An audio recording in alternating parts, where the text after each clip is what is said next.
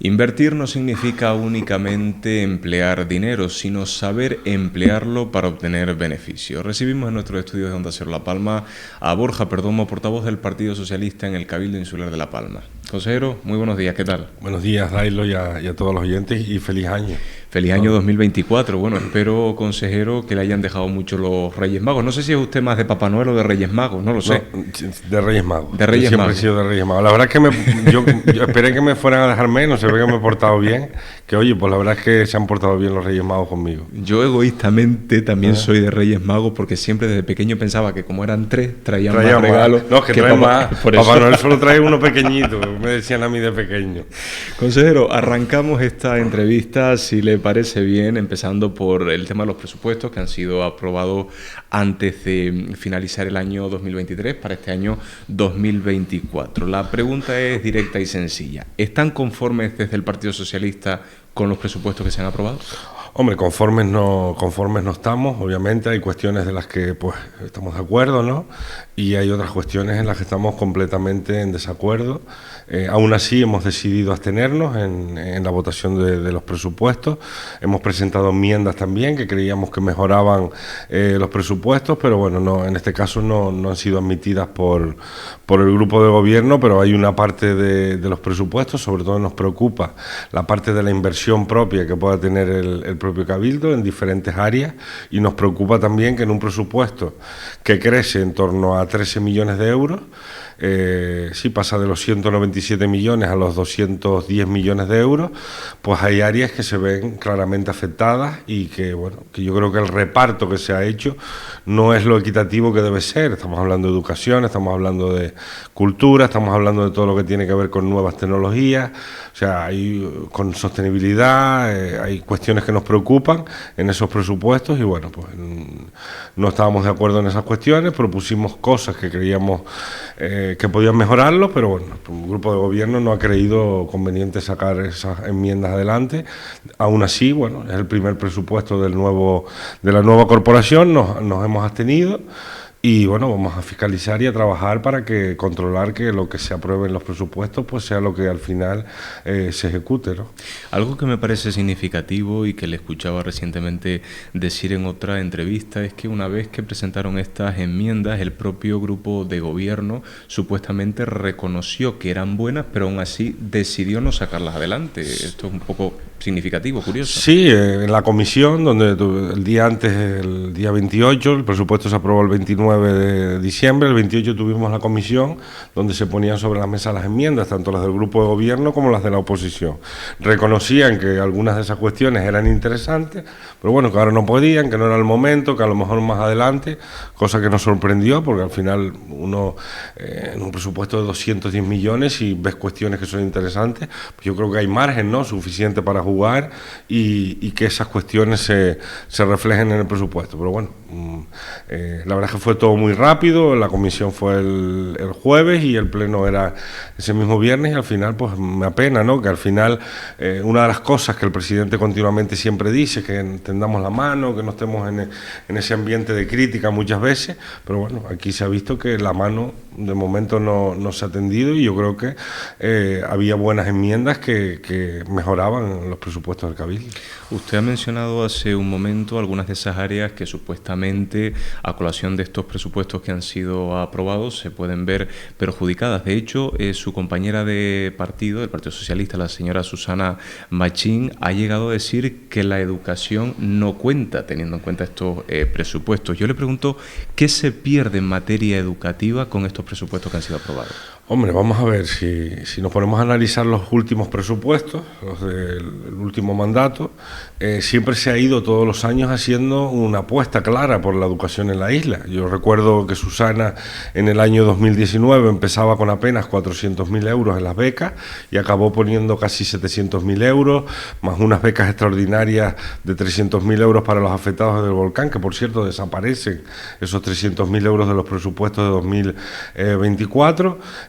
También becas de inmersión lingüística. En estos presupuestos siempre nosotros todos los años intentamos tener capacidad de inversión en temas educativos, o sea, era raro mejorar el año, que no tuviéramos que mejorar la UNE, ayudar a la UNE para mejoras, Radio ECA, pues la inversión que se hizo en la nueva escuela de enfermería de 1 millón de euros. Vemos que los presupuestos de 2024 prácticamente dejan a cero prácticamente la inversión en infraestructuras educativas. Nosotros hemos propuesto una partida de 50.000 euros para que se inicien la redacción del proyecto del futuro campus universitario, que para nosotros, y lo hemos defendido así en el Pleno, es el Hospital de Dolores, pero nos preocupa eso, ¿no? Las becas se quedan estancadas, desaparecen las ayudas a los estudiantes, desaparece la inversión en lo que tiene que ver con infraestructuras educativas. Entonces son cuestiones que nos preocupan, ¿no? En un presupuesto que crece, que le tenemos que dar la importancia, o una de las patas, ¿no?, que siempre se ha hablado, era de atraer la educación, tanto la educación dual, la formación dual a la isla, como la formación universitaria. Si al final dejamos de invertir en infraestructuras educativas y recortamos un poco en el presupuesto de educación, pues no parece que el actual gobierno tenga mucho en cuenta la educación. De ahí pues que la compañera Susana pues hiciera esas declaraciones o esa nota de prensa. Nos preocupa esa cuestión. Creemos que todos los años, si el presupuesto aumenta, hay que ir poniendo y dando pasitos en esa materia. Es verdad que la capacidad que tiene el Cabildo en educación no es muy grande, oye, pero si puedes ayudar a los alumnos de la isla, dotar de mejores infraestructuras a la isla, infraestructuras educativas, y es una de las cuestiones que nos hemos quejado y que también llevábamos enmiendas, ¿no?, para que se subieran esas becas a 1 millón de euros, para que se volvieran a colocar las ayudas a los afectados por el volcán, las ayudas educativas, que se subiera la inversión en más de 300.000 euros en infraestructuras educativas, y nada de eso, pues al final se recogían los presupuestos. Consejero, ¿y con cuánto dinero supuestamente contamos para invertir en infraestructuras? Me refiero en carreteras, en asfaltado, en todo ese tema que usted, aparte de ser vicepresidente o de haber sido vicepresidente del Cabildo Insular de La Palma, estaba al frente de esta área. Es una cuestión muy grave, ¿no?, lo que pasó en el área de infraestructuras. Es verdad, a ver si lo explico de una forma fácil, ¿no? El área de infraestructuras tiene muchas patas, como así decirlo, ¿no? El área de infraestructuras crece en 2 millones de euros con respecto al año 2023. De 42 millones pasa a 44 millones de euros. Pero el problema es que para que el área de infraestructuras crezca, nuestra queja, que no estamos en contra de que se ayude a los ayuntamientos y que se facilite inversión a los ayuntamientos para poder invertir, lo que se ha hecho en este caso es, para hacer el fondo, el Plan Insular de Desarrollo Local, ese que tiene 10 millones de euros por año y que se va a gestionar a través de los ayuntamientos. Bueno, primero se gestionaba a través de los ayuntamientos, después Coalición hizo una enmienda y lo cambió de capítulo y puso 8 millones en capítulo 6, que es inversión propia del Cabildo, después 2 millones que son transferencias a los ayuntamientos. Pues para hacer eso se ha vaciado la inversión propia en las competencias propias del Cabildo. Para entendernos, el presupuesto de carreteras, lo que es están los gastos corrientes, que son gastos de mantenimiento, de túneles, de limpieza. Esos son gastos que son fijos, que tú tienes que poner en un presupuesto, que es posible que año a año incluso vayan incrementando porque los costes de todas estas cuestiones suben.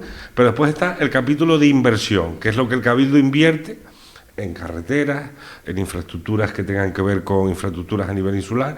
Pues ese capítulo baja de 8 millones a 700.000 euros. Esos son los famosos capítulos 6 y 7. Exacto. Entonces, tenemos capítulo 7, transferencias de capital, que suelen ser transferencias a los ayuntamientos, que es donde va este plan insular de desarrollo local, y después tenemos capítulo 6, que es la inversión propia que hace el Cabildo. O sea, si el Cabildo quiere asfaltar una carretera insular, tiene que tener dinero en el capítulo 6, en una partida específica que es inversiones en carreteras, ¿no? Pues todo el capítulo 6 del área de infraestructura, en total, suma 700.000 euros.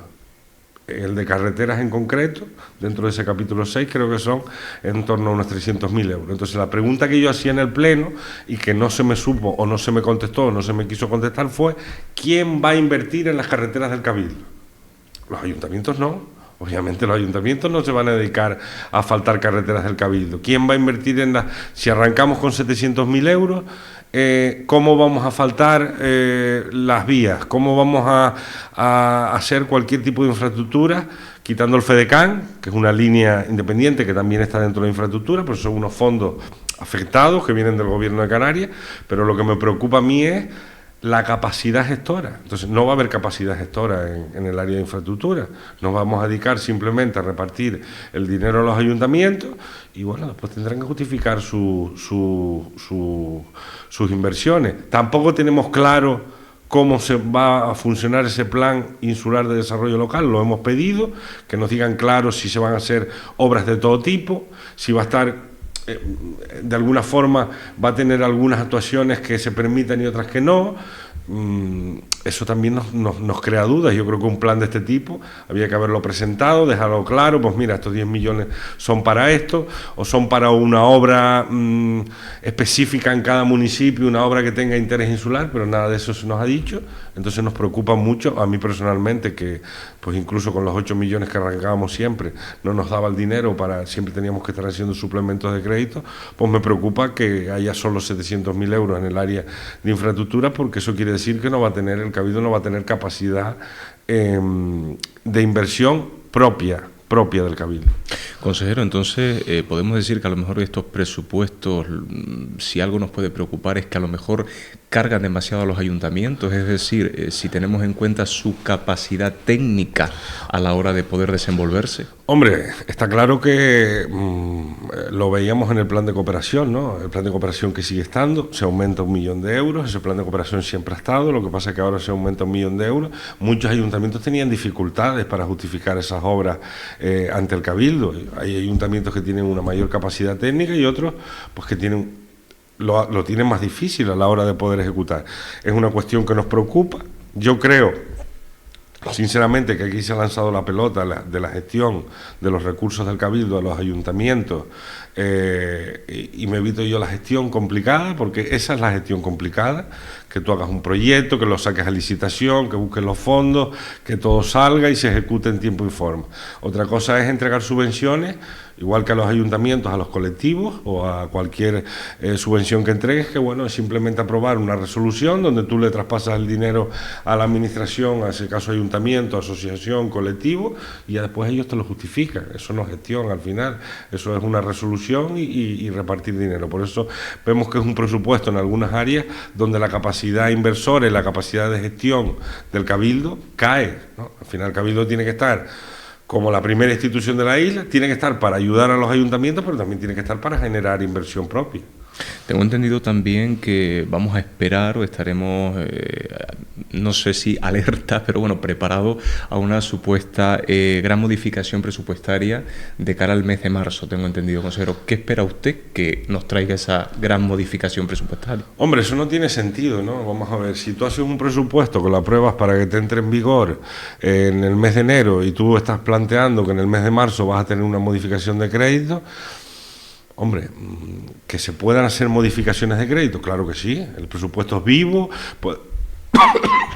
puede haber algo que se te quede por detrás y tengas que hacer una modificación de crédito. Ahora, hablar de una gran modificación de crédito en marzo, previsiblemente el remanente del Cabildo no entrará hasta el mes de abril, hasta el mes de mayo, entonces no sé cuál es esa modificación de crédito que sea prevista. Entiendo que serán a lo mejor fondos provenientes de otras administraciones, porque no creo que el propio Cabildo de su presupuesto vaya a ser dentro de sus áreas una modificación de crédito en el mes de marzo, porque para eso haberlo aprobado ya en el presupuesto que se aprobó y no tenemos que evitar esa modificación, ¿no? Por eso te digo que lo comentaron en el Pleno y me quedé un poco extrañado de esa gran modificación, no sé de dónde viene, no sabemos si son recursos que vengan de otras administraciones, porque ya te digo, el remanente no creo que esté en funcionamiento hasta el mes de mayo.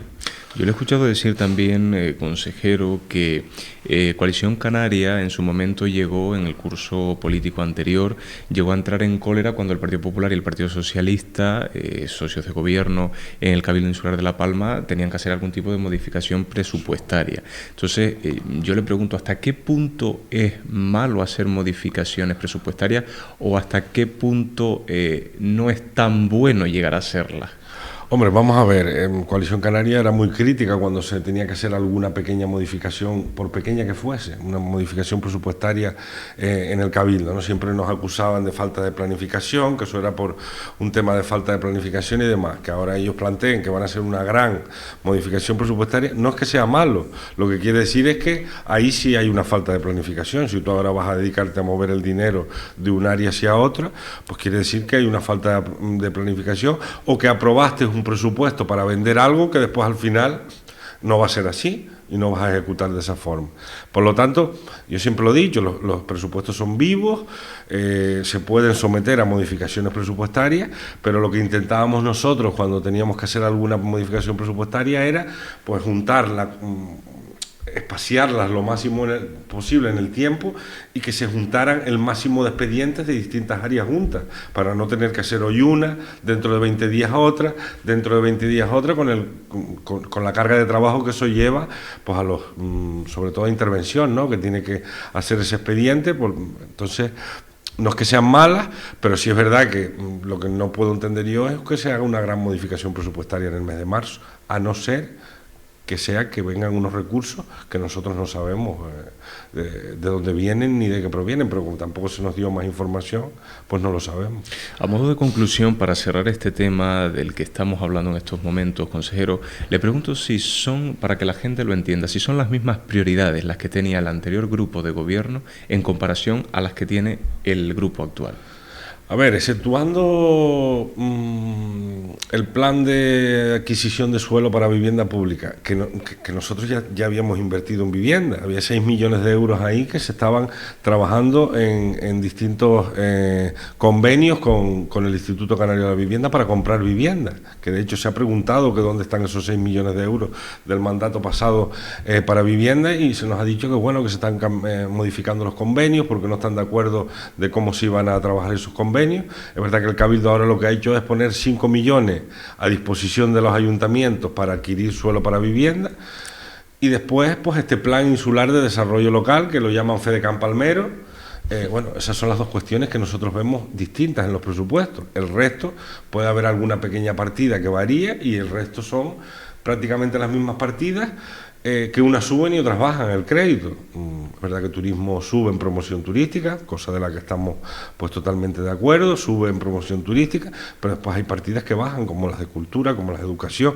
Es muy triste que estemos continuamente hablando de energías renovables, de que La Palma tiene que, además al ser una isla pequeña, debería ser una isla de las que se adaptara primero a todo lo que tiene que ver con energías renovables, y se haya suprimido casi al 80% todas las partidas que tenían que ver con ayudas a empresas particulares para ir transformando sus viviendas, sus negocios con energías renovables. Esas partidas prácticamente han desaparecido. En innovación, todo lo que tenía que ver con el despliegue de la fibra óptica, que el Cabildo de hecho tiene un proyecto para seguir desplegando la fibra óptica hasta Tazacorte, está el proyecto de infraestructura, pues desapareció también prácticamente la inversión en esa ampliación de fibra óptica. Y después nos quejamos de que cuando hay un problema o algún alumno, como el COVID, ¿no? Que muchos tuvieron que hacer una formación online, somos los que estamos en los cascos urbanos, tenemos unas posibilidades que los que están más retirados, porque no les llega la fibra y no les llegan las nuevas tecnologías. Entonces, las prioridades realmente, yo veo un presupuesto bastante parecido, exceptuando esas dos cosas que te comenté. Lo que pasa es que ellos le dan más prioridad a unas cosas y le quitan prioridad a otras cuestiones que nosotros también teníamos como prioritarias, ¿no? Pero realmente lo que es la base de lo que es el presupuesto es prácticamente la misma, ¿no? No ha habido cambios sustanciales. Decían que en política territorial se iba a dar un giro, el propio presidente, que es consejero de política territorial, sí iba a dar un giro drástico. El presupuesto de política territorial es con decimales, números y comas, el mismo presupuesto con las mismas partidas de 2024, 1,3 millones de euros. Además, las partidas del área de política territorial son las mismas, con las mismas cuantías. Quiere decir que se sigue trabajando en los 8 o 9 planes territoriales que se estaban trabajando en la consejería. Por lo tanto, no hemos visto un gran cambio, ¿no? A esa política que supuestamente venían a cambiar completamente la dinámica y la política en la isla de La Palma, ¿no?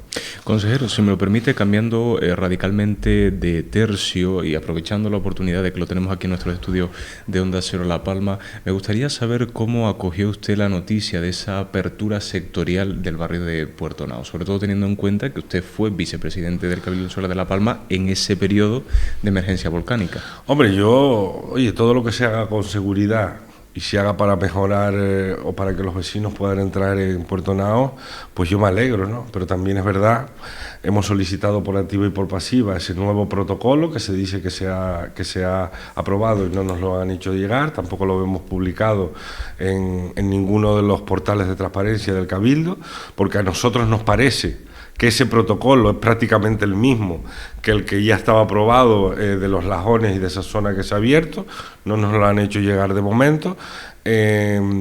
Nosotros, en el anterior mandato, se estaba trabajando, de hecho el protocolo estaba, por eso me parece que es muy parecido.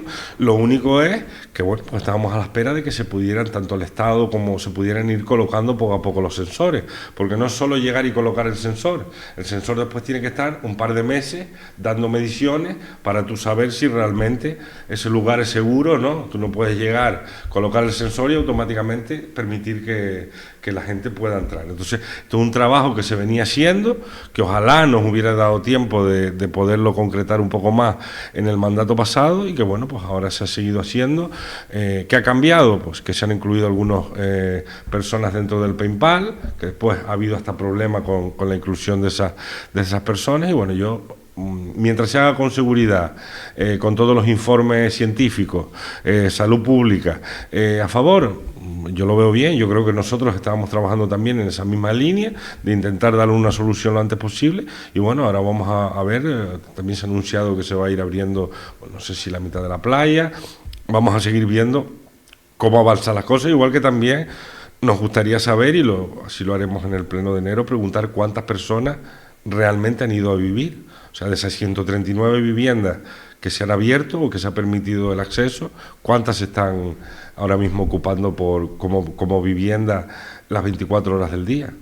Por último, consejero, ya para cerrar esta entrevista, le voy a pedir una breve valoración de cómo cree usted que se ha gestionado todo lo relacionado con La Palma Blue Experience. Se lo digo porque incluso la última vez que nosotros entrevistamos al alcalde de Santa Cruz de La Palma, el señor Asier Antona, nos hablaba de este caso como un expediente X.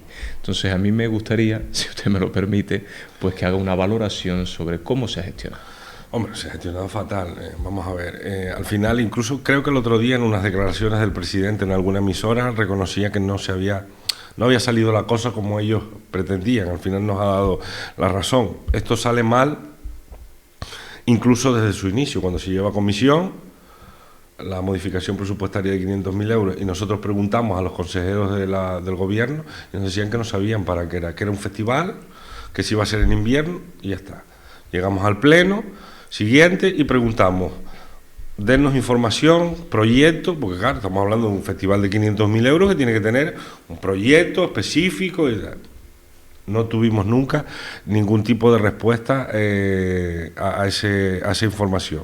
Primero se anunció para el 9 de diciembre, después se cambió para del 22 al 29 de diciembre. Hablamos con el alcalde de Santa Cruz de La Palma, y el alcalde de Santa Cruz de La Palma decía que no sabía nada, que de momento no le habían solicitado nada. Vemos que 3 días antes o 2 días antes es cuando se hace como una especie de programa y se publicita ese programa en las redes sociales.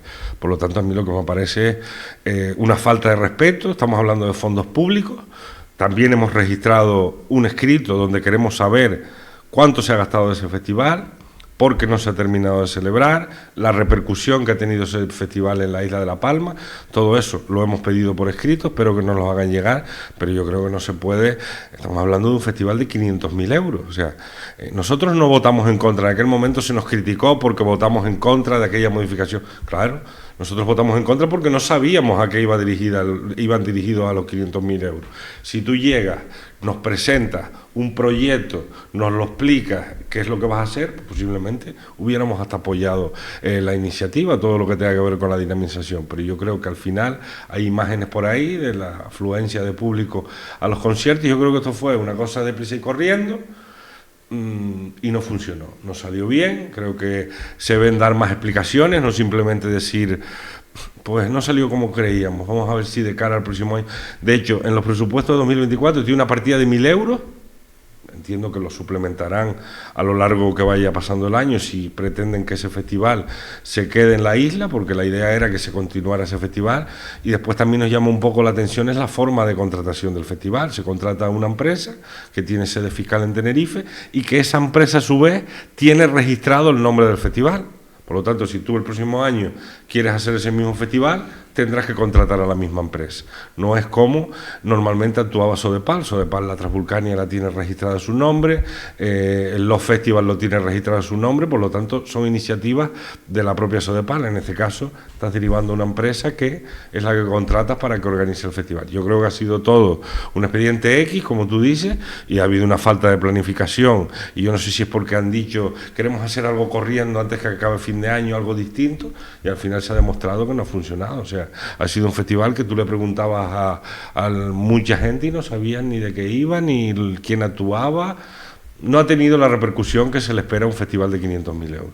Consejero, cerramos aquí la entrevista. Muchísimas gracias por habernos visitado y le deseamos, por supuesto, un feliz año 2024. Muchísimas gracias a todos y bueno, pues aquí nos seguiremos viendo durante todo este año. Gracias. Que así sea. Un abrazo.